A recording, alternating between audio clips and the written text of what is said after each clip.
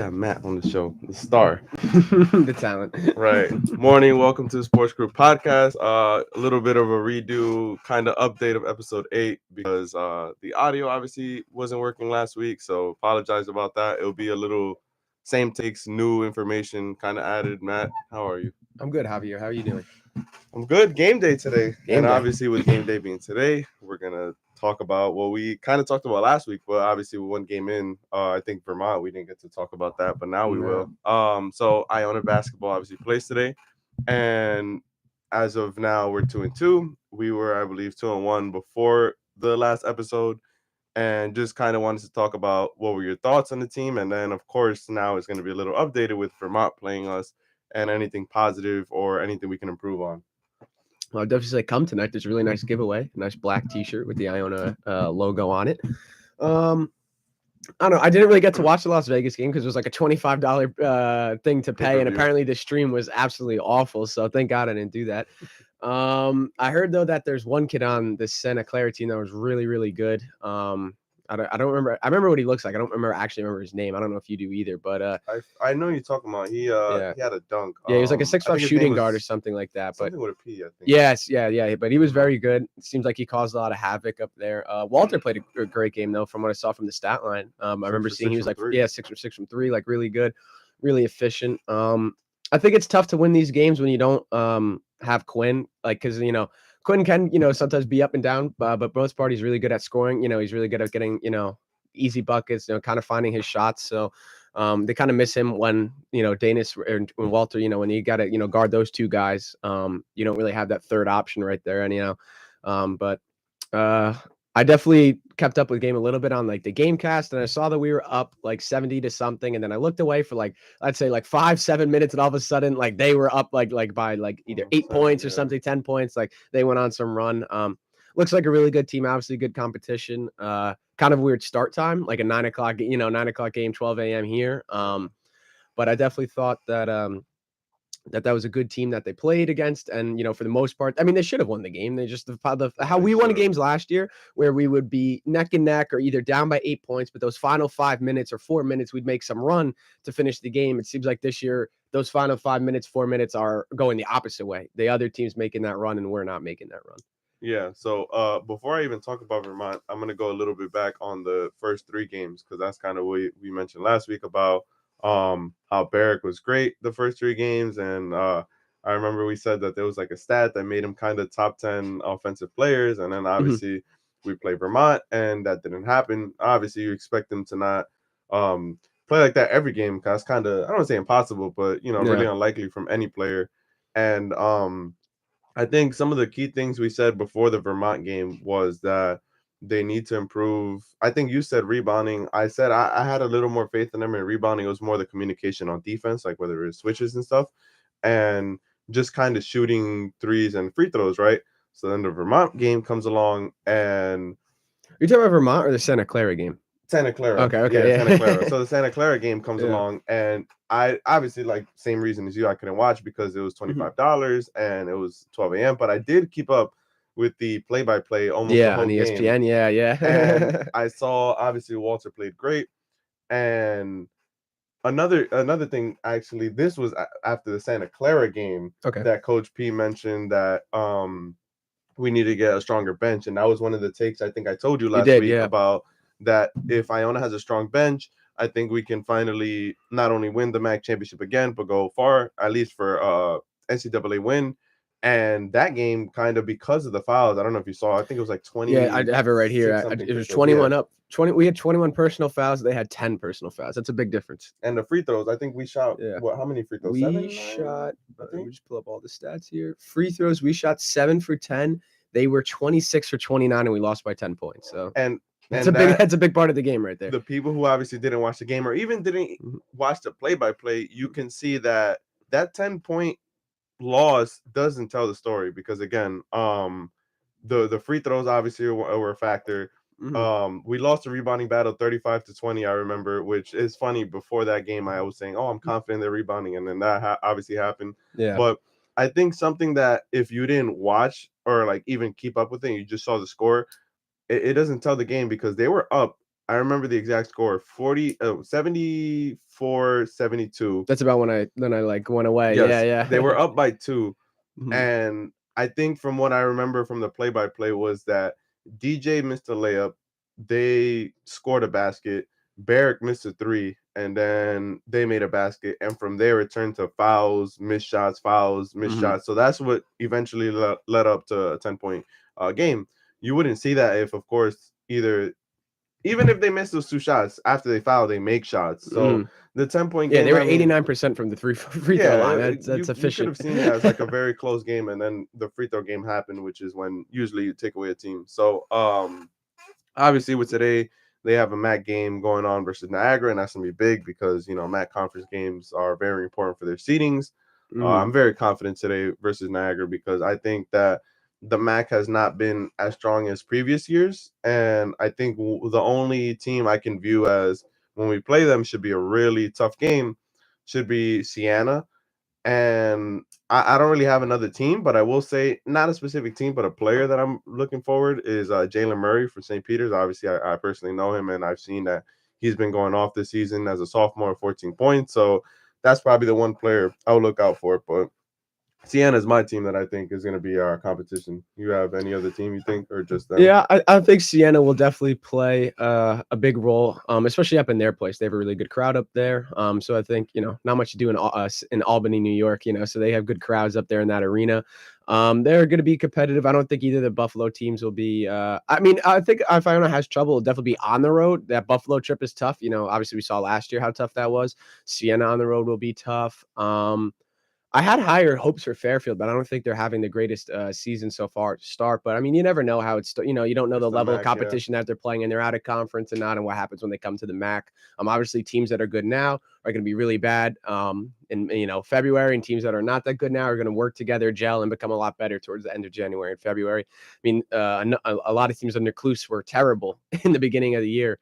And then once they get the stride, get the team back They to clicked gel, at the right they time. clicked at the right time. Yeah. So if you see our team last year, we probably overachieved too early and we never were able to kind of come back to that. We just kind of stayed the same and never got to that next level. So even though this year the team's like 2-2, it's good to see that they have growing pains right now that hopefully they can fix out when they get their max schedule, and then hopefully at the end of February they click together and then you kind of hit it at the right stride. I think it was a good point about the Buffalo trip that I remember Coach P last year mentioned in one of our practices that not many teams can sweep the Buffalo trip. It's really hard. You usually split. Hmm. Obviously some teams lose both, but you Yeah. most likely split. But I think one of the factors to that too was their their best player. I think he transferred. I forget his name.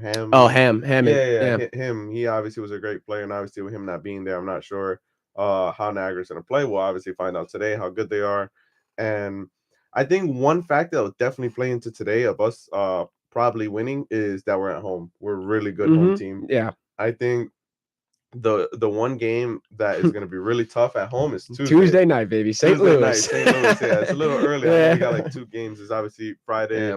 Sunday, and then Tuesday, but that's going to be huge. That's going to Mhm. really If you're test in the the area, team. come to that game. That's gonna be a good mid-major battle for That's going sure. to be sold out for sure. Because Mhm. if opening day got sold out, that's going to be sold out. Yeah, it's And the I think, best A10 team versus the best yeah, team in the MAC, so it's and we good. lost to them last year. I Mhm. think it was by a point. By free throws. And If we hit our free throws, we win that game. yeah, and that was one of the takes that we said that Iona needs to improve on. So I think we have a long season obviously ahead of us, and the free throws and 3-point shooting will eventually come. And I think that transitioning to my next take, one of the main keys that we will improve on is communicating on defense because of Coach Mass, who, if you don't know him, he was the Manhattan coach for a few years, and of course, the whole situation happened where he got fired, and now he's here with us.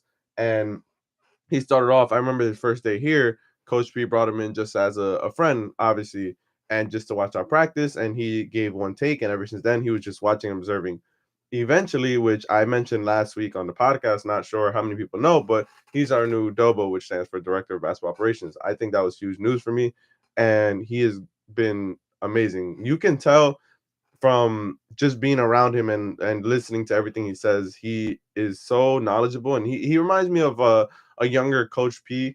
He's just such a great mind, and I think when you look at his record, probably in the past, I don't think that tells the story. Like it probably is maybe the talent he's had or recruiting or whatever, but like he's a really good coach, and I think that's going to benefit us a lot. And just kind of being more tough and great defensive minded. So it's going to take obviously time. It's not going to happen overnight, but he's a great addition.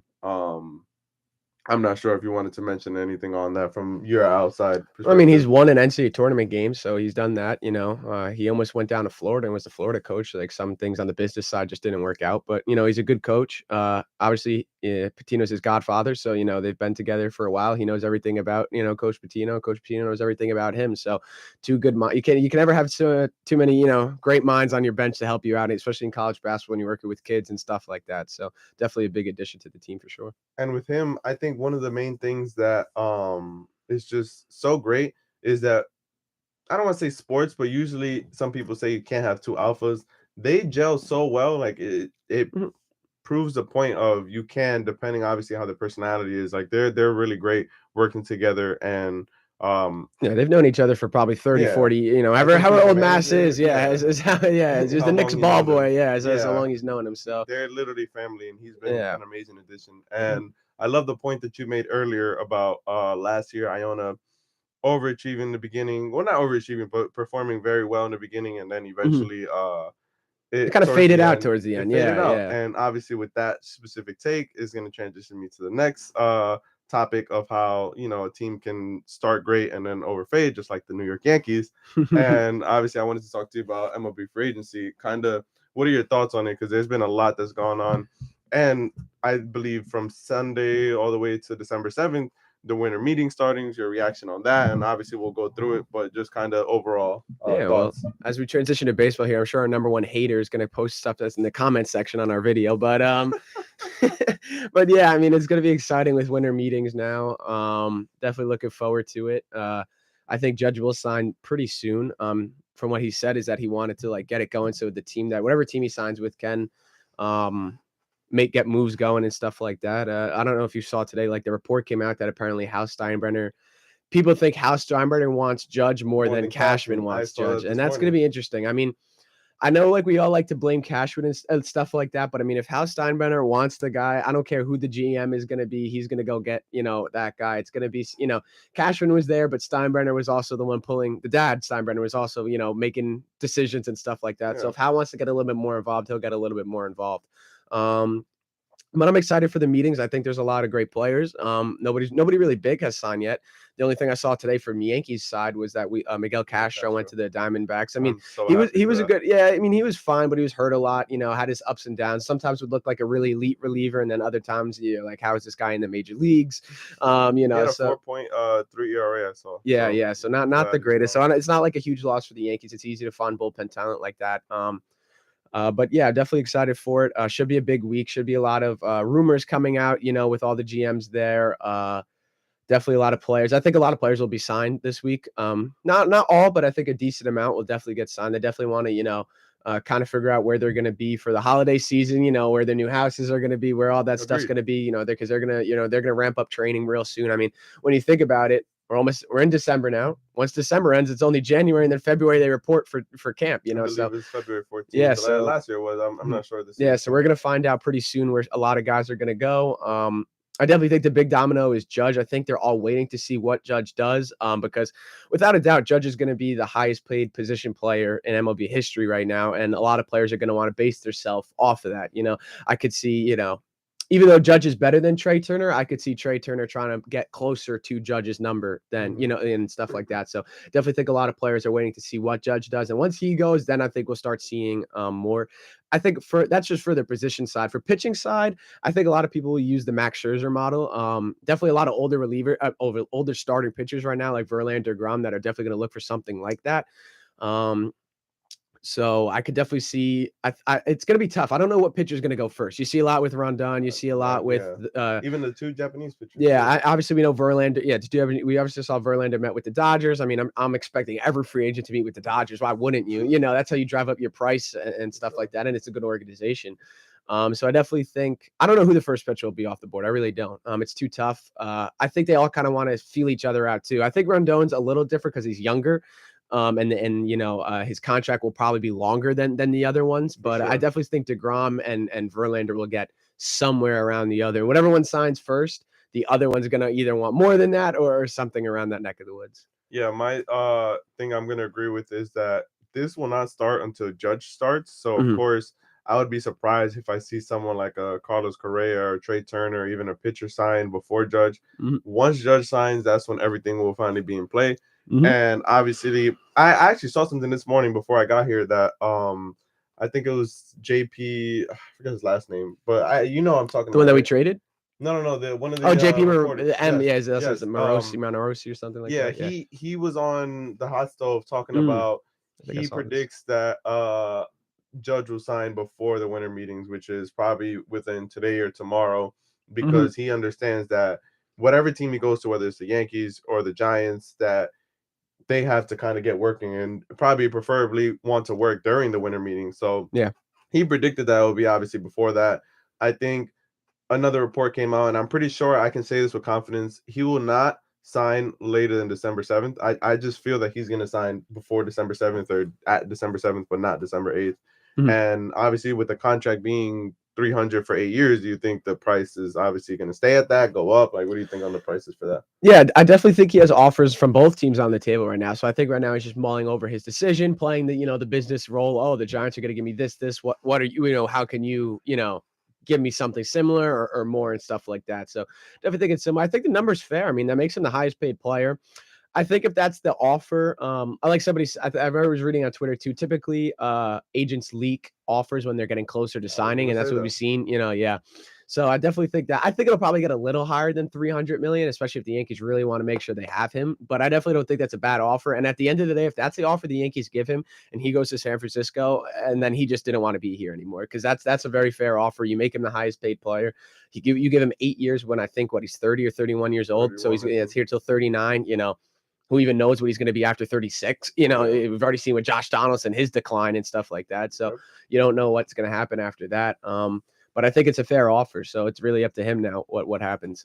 Yeah, I think with that, I was gonna say the same exact thing as you. That usually when offers get leaked, and it's funny that Judge was the main one saying that he doesn't want anything to be leaked, and it's been kind of pretty good with it being leaked. I'm not saying this is true, but someone I think in the comments once said about the video of him being in San I read Francisco. that Someone too. said it was Yeah, his wife, I yeah, think, recording yeah, it. yeah. So That did look staged. Like, yeah, I like mean, why would an MLB reporter be be at the there. hotel or wherever he's going to be? I mean, I know they keep tabs on the guys, but it just seems so like, Yeah, a lot yeah, of the things I think that have been leaked out has been from his camp, whether it was the yeah. video Hmm. or the price. I think that it has been really kept a secret, everything, which is how he wanted it, and everything being leaked. Of course, I think it's to drive up the price. He Yeah. probably wants, I'm assuming 320 for 8 years, which would make it a $40 million year AAV over 37.5. He just wants those extras. But we'll see obviously how that goes. And of course, with a lot of the free agent talk you were saying, I think when you look at the pictures, you look at Verlander. I heard that he's going for 130 million for 3 years, which would make him either at the same or a little bit over Max Scherzer, because it would be Yeah, it's 43 about point it's very something. similar to what they both got. Yeah. Yeah, so that is kind of very risky because he's at 40.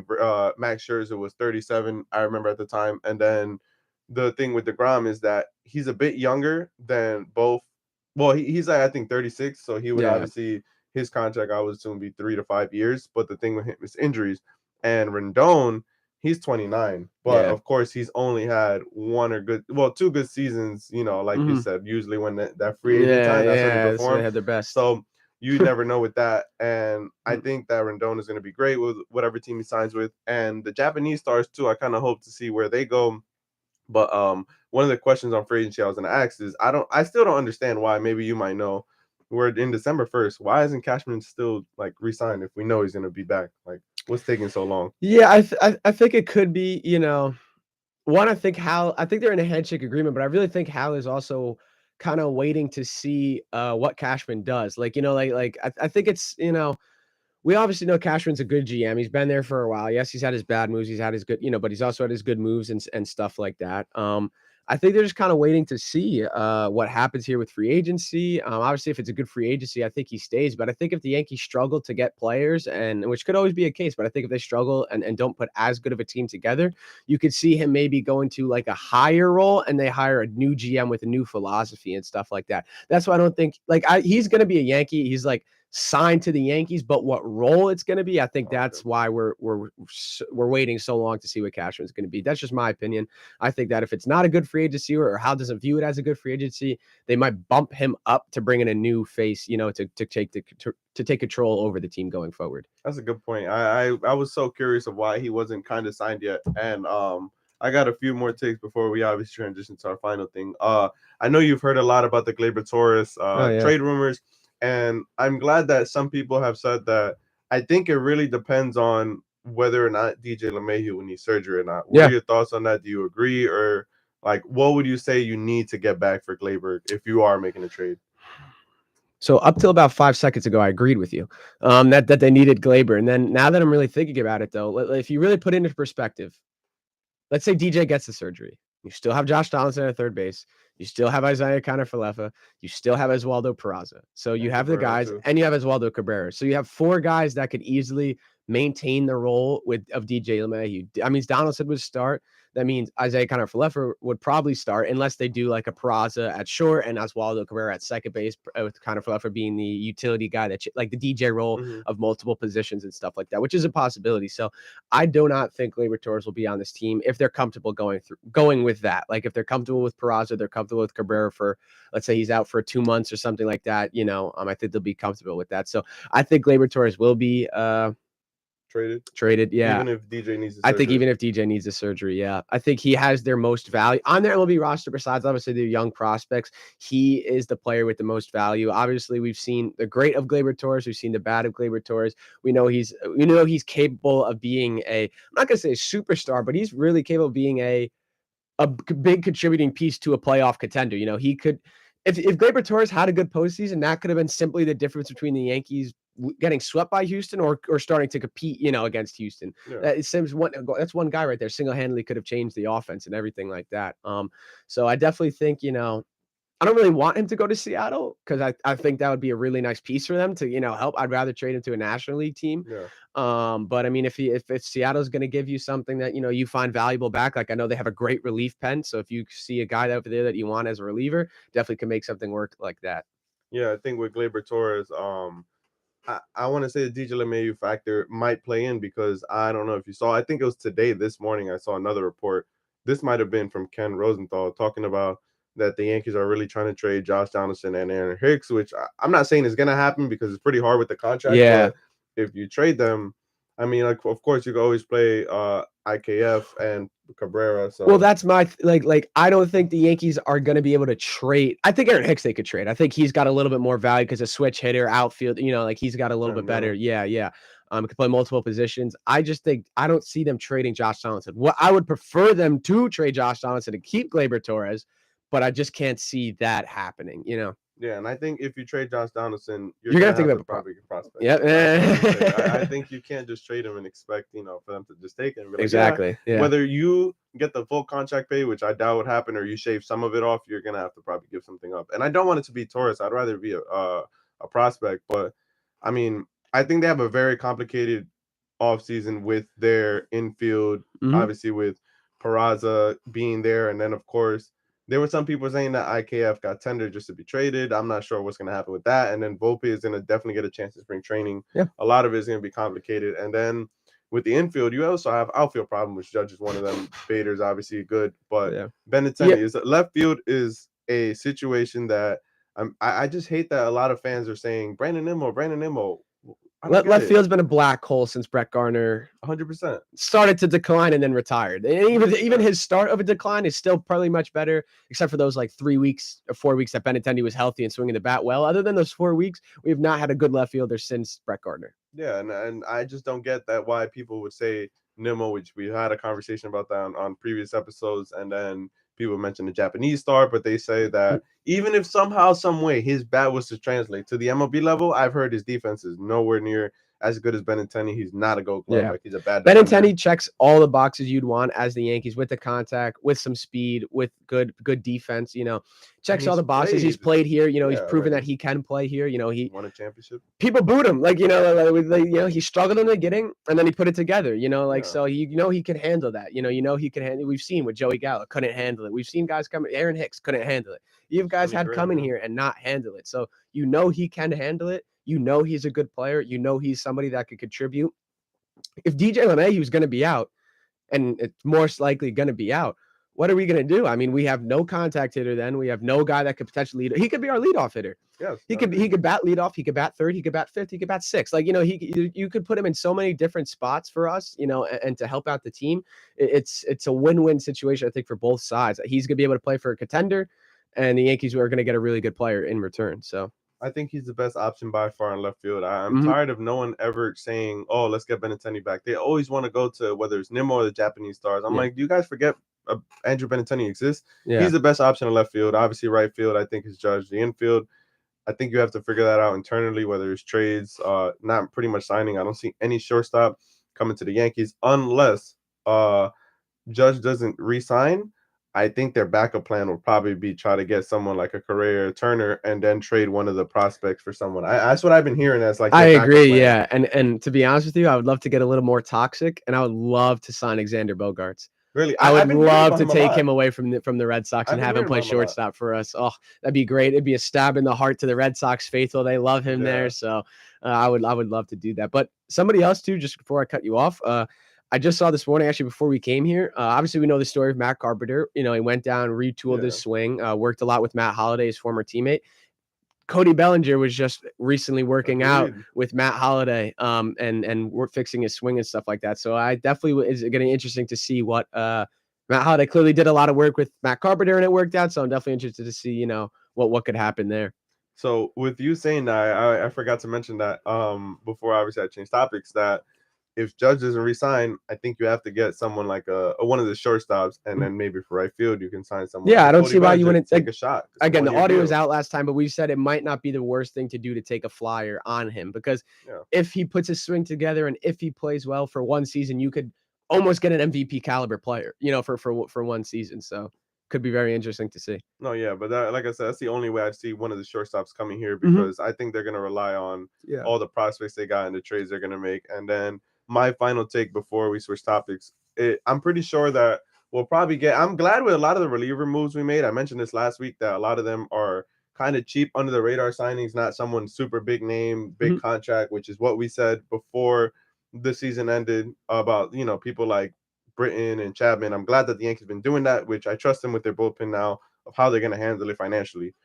Starting pitching, I can see them getting maybe one more pitching, whether it's a signing of one of the three big pitchers or it's a trade, like let's say with Gleyber Torres to get a starter.